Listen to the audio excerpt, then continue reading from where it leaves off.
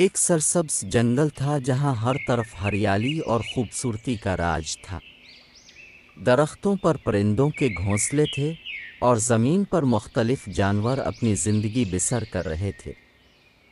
ان میں ایک چالاک اور مکار کوا جس کا نام کالو تھا، اور ایک محنتی اور نیک دل چڑیا جس کا نام رانی تھا رہتے تھے۔ کالو چالاک اور خود غرض پرندہ تھا۔ وہ دوسروں کی محنت کا فائدہ اٹھاتا اور ہمیشہ کوئی نہ کوئی بہانہ بنا کر اپنی ذمہ داریوں سے بھاگتا تھا۔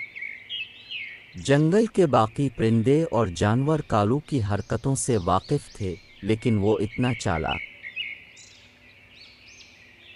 دوسری طرف رانی چڑیا نہایت محنتی اور ذمہ دار تھی۔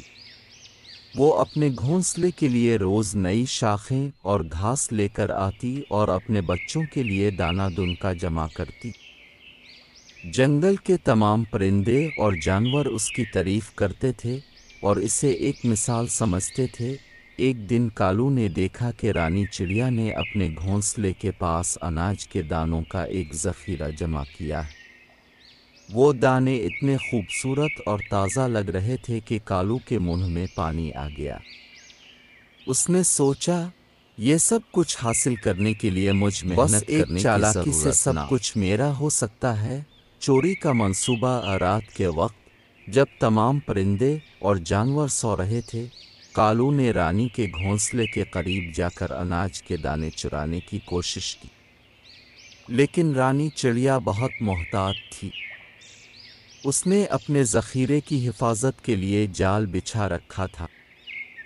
جیسے ہی کالو نے دانے اٹھانے کی کوشش کی، وہ جال میں پھنس گیا۔ رانی چڑیا کی دانشمندی۔ اگلی صبح رانی چڑیا نے کالو کو جال میں پھنسا دیکھا۔ وہ مسکرائی اور بولی، کالو، تمہاری چالاکی تمہیں کہاں لے آئی؟ تمہیں شرم نہیں آتی کہ دوسروں کی محنت کا پھل چرانے کی کوشش کرتے ہو؟ بہن، مجھے معاف کر دو، میں غلطی پر ہوں۔ معافی مانگنے سے کچھ نہیں ہوگا کالو، تمہیں اپنی عادتیں بدلنی ہوں گی۔